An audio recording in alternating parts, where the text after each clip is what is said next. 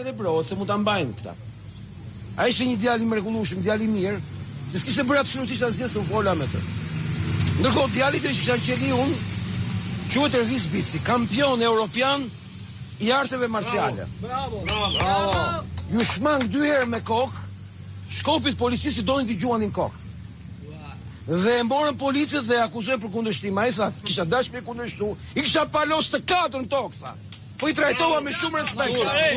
Ky është kampioni europian. Ndërkohë pata një incident tjetër. Asgjë. Pata një incident me një oficer policisë ishte veshur me bluzë të bardhë. Momentin që po shkoja të dorëzoja celularin sipas ligjit, se unë jam avokat dhe ligji për avokatët përcakton në drejtorinë e policisë, në stacionet e policisë dhe kudo tjetër, kur dorëzohet celular, dorëzohet me proces verbal. Dhe në momentin që unë po shkoja ta dorëzoja me proces verbal, vjen ky pleh dhe ma merr nga xhepi, më çefte si hajdut. Dhe i thash, le celularin si dorëzohet me proces verbal. Ky erdhi dhe bëri disa skena të shëmtuara vazhdimisht, po unë këtë nuk do i ndajmë për ta bërë shembull këtë maskara. Këtë maskara që nuk njeh ligjin e avokatisë. Ndërkohë situata e dytë ishte më jashtëzakonshme se e para. Endri Fuga kishte dhënë urdhër sot të më sekuestronin 2 celularet. Dhe ishte kundërshtim me ligjin, sepse ligji ka 2 nene që përcaktojnë që nëse do marrin një avokati celularin apo celularët, e ka të përcaktuar që duhet bëhet me vendim gjykate, sepse unë këtu kam sekretet e klientit, që është privatësia. Dhe po ashtu unë ender ekzistoj në procedurat e gjyqësore si kryetar, pasi jam ish kryetar i Partisë Alanca Konservatore për Shqipërinë. Dhe është bërë nami, është bërë një sherr i madh midis komisariatit dhe besoj Endri Fugës, që pas e ndryri prokurori, sepse ai donte me çdo kusht të 2 celular. Dhe i them Endri Fugës, ja ku janë të 2, ti s'do t'i marrësh dot kurrë. As pasurdet që janë brenda dhe as do i fshish rrjetet sociale. Ne do jemi më shumë dhe unë sot dua t'ju jap një mesazh që është më i rëndësishëm nga të gjithë. Sot fillon dita ku çdo surrat deputeti kur të shihet në rrugë, domate, kastraveca, karrota, ves, pjeshk, çat keni? Kokës!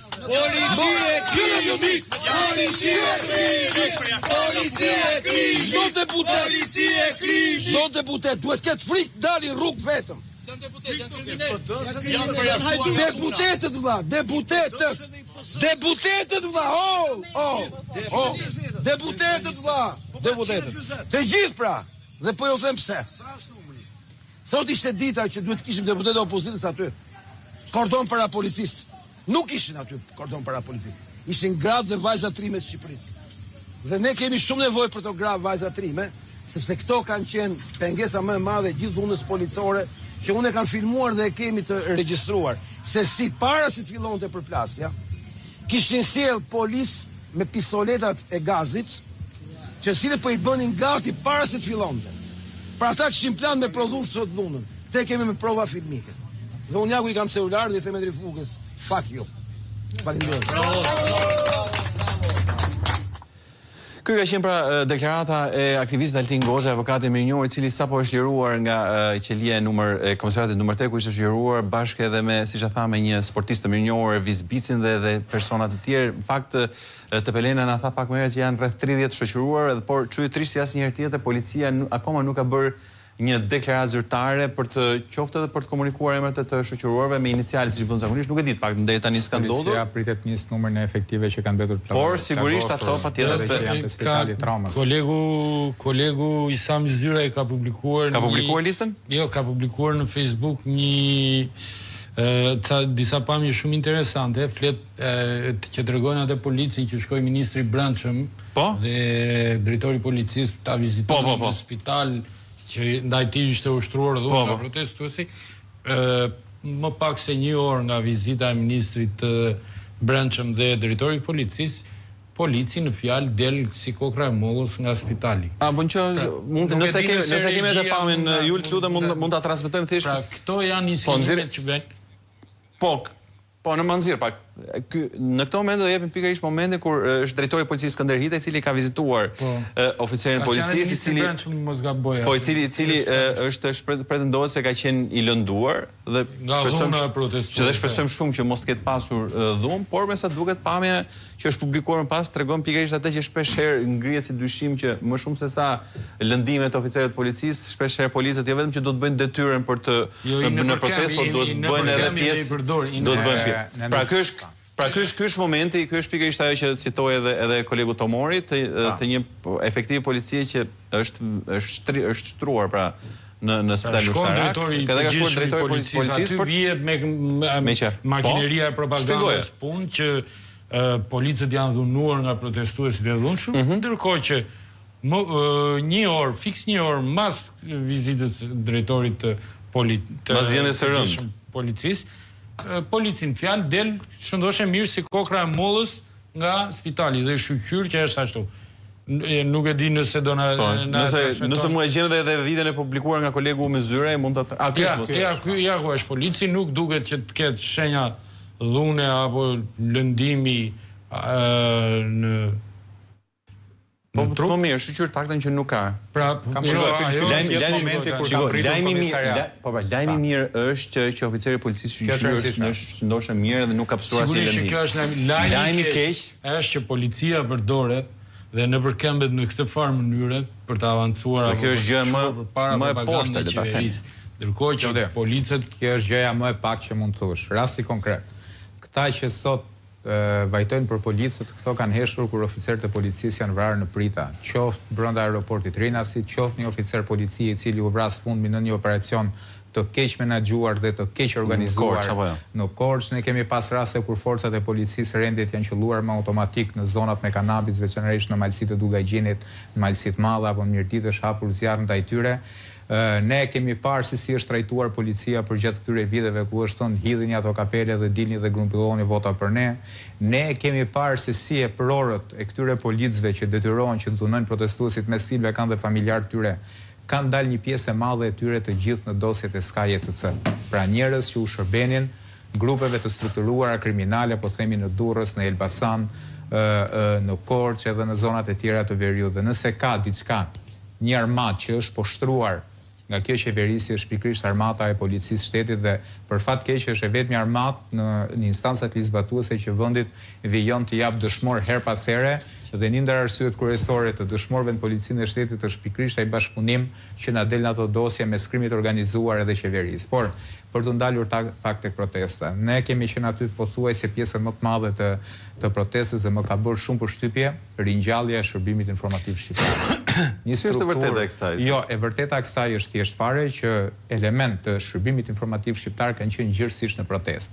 Pra ato njerëz që në kushte normale do duhet ishin duke gjurmuar ato 350 shumë kërkuarit që dalin në dosjet e SPAK që nuk janë arrestuar, për shembull, profilin e Ergys Agazit apo personazhet e tjerë, mund të justifikohet me faktin që këtu është hedhur teza që shërbimet të huaja janë në protestë, do të ndalem aty dhe këta kundër zbulimit jon do t'i bllokojnë. Ne kemi parë një koordinim mes policisë shtetit dhe shërbimit informativ. Kemi parë një koordinim mes shërbimit informativ dhe policisë shtetit që nuk e kemi parë në luftën kundër korrupsionit dhe luftën kundër krimit të organizuar, por fatkeqësisht e shohim në një protestë. Situatën ku BKA apo i bën vetë arrestimet kjo është ngjarje shumë e madhe, do ta diskutojmë sot, por këtu s'kisha diskutuar më parë. Se si po i keq përdorim instancat ligjzbatuese në raport me një protestë që është gjithësisht qytetare. Tani, për të ardhur tek ato shërbime partnere, ne kemi një qeveri që sillet më katolike se papa, se nëse vjen puna për Iranin, minimumi, aleati ynë strategjik, që sa herë ka protesta, apo sa herë ka pasur zhvillime në të vend Shtetet e Bashkuara të Amerikës, përmes ambasadës nxjerrin njoftime që këtu ka protesta, ftojmë qytetarët tanë që të kenë kujdes që mos kalojnë të perimetër në këtë perimetër, që tregon sensibilitetin e prismet protestës, po thënë. Si ka mundësi në 33 ditë protesta, ambasada e Shteteve të Bashkuara të Amerikës nuk ngriti një herë shqetësimin për këtë çështje iraniane. Sepse aty ka të qytetar me nënshësi amerikane që duhet njoftohen. Por ndërkohë ne nuk duhet harrojmë që është ambasada e Shteteve të Bashkuara të Amerikës që në të paktën 30 deklarata nga muaji shtator dhe deri tani që po flasim ka ngritur alarmin për kartelet e drogës, që janë një ndër arsyet kryesore sepse njerëzit janë sot në këtë situatë. Pse? se e gjitha është për çështje ekonomike kjo protestë. Pra, thelbi i saj nuk lidhet as me investime amerikane, nuk lidhet as me investimet tuaja, e gjitha lidhet në mënyrën se si është qeverisur ky vend dhe pasojat dramatike në ekonominë e familjeve shqiptare që sot duhet thënë që në pjesën më të madhe është vdekje klinike. Na u shpik edhe bonusi protestës që se kishim gjuar, pra kishim gjuar bonus viteri dhe bonus zgjedhjesh. Tani kemi dhe bonusin e protestës, pra në një kohë që ikin qeveria të çojë të moshuarit në plazh me 5000 lekë. Koncertin e Kanye West, tu kemi dhe një bonus për pensionistët. Kjo është arsyeja, është një protestë. Do marrim më shumë pastaj. Është një protestë e cila ka mirëfilli kërkesa ekonomike. A ka element të papërshtatshëm brenda protestës? Po. A ka element papërshtatshëm që mund të marrin fjalën po duhen? Po. Patjetër. A ka dyshime që vetë strukturat organeve ligjzbatuese janë aty? Edhe në mesin e protestës dhe për të nxitur tension për të krijuar një narrativ që i shërben pushtetit? Patjetër që po. Se kemi policë që janë efektiv civil, pra që infiltrohen brenda protestuesve. Informacion që kryesisht një nga puna e këtyre shërbimeve informative më shumë se sa për të parë kundër zbulimit, jo, ne kemi është për të parë se sa nga administrata shkojnë në protesta dhe shumë për administratës në informacionet që kemi arritur të sigurojmë gjatë këtyre ditëve, shkojnë mbasi bie drita për shkak edhe të deveshme kapele që të mos identifikohen sepse fatkeqësisht ashtu si në vitin 90 sot kërcënohen me vendin e punës që është një tjetër mekanizëm se më shqetësuese përdoret aktualisht. Tu ka një problematik. Ne kemi parë se si persona me rekorde kriminale kanë arritur që të marrin postë sekretarësh bashkisë, madje dhuruas në vitin 2019, postë deputetësh, postë drejtorë, po. Jo, nuk është problemi se protestojnë, por ndërkohë ne kemi kryeministrin dhe kemi ministrat saj qeverie që bëjnë profile të protestuesve. Kto arrin të njohin dikë që ka qenë i dënuar në Belgjik, dikë i dënuar për vjedhje apo për dhunë familje, madje t'ja publikojnë edhe emrin, sikur se ndodhi sot me zotin Balla, ndërkohë që heshtin për bashkëpunëtorët e tyre, pra që kanë qenë në nivelet më të larta dhe kanë vendosur për fatet e këtij vendi. Kjo është ideja dhe nuk e pyeta pa kast Andin për çështjen e Spakut, se unë gjykoj një ndër arsyet më madhore sepse protestohet në këtë vend është pikërisht edhe drejtësia. Ne jemi përpjekur që atë Spakun ta shohim gjithmonë. Kjo është zgënjim ndaj drejtësisë, patjetër është zgënjim. Përveç zgënjim ndaj institucioneve të tjera. Dëgjoj. Ne kemi diskutuar shpesh çështjen e reformës në drejtësi dhe jemi përpjekur si gazetarë që gjithmonë Spakun ta shohim si një ishull të veçuar. Për shkak se ka qenë dhe një dëshirë për ta mbështetur dhe për të parë pozitivisht punën e Spakut. Por ka çeduar në gjitha drejtimet. Pse? Krimi zgjedhor në këtë vend që na ka prodhuar këtë klasë politike, pra që u amnistua dosja 184 dhe pastaj erdhën tek deputet të diktuar nga kartelet të drogës. E njëjta gjë ka ndodhur dhe me ekonominë e këtij vendi. Pra nëse krimi ishte periferik në ekonomi, ne sot peshën e ekonomisë e kemi në dorë të krimit organizuar, sikurse po na e faktojnë dosjet. Por kjo ka ndodhur për gjatë kohës. Jo, të subvencionuar nga krimi dhe menaxhuar nga krimi. Por kjo ka ndodhur gjatë kohës që s'pa ka qenë detyrë. Madje jo më larg se sot çështja e incineratorëve. Pra një dosje për cilën është protestuar aq shumë, është folur aq shumë dhe po kalon si një dosje periferike ku ne po mësojmë që kryeministri i vendit pas kemi pas studian Zollën dhe jo Edi Rama. Po, me emërtirin. Edhe me emërtirin. Askën tjetër.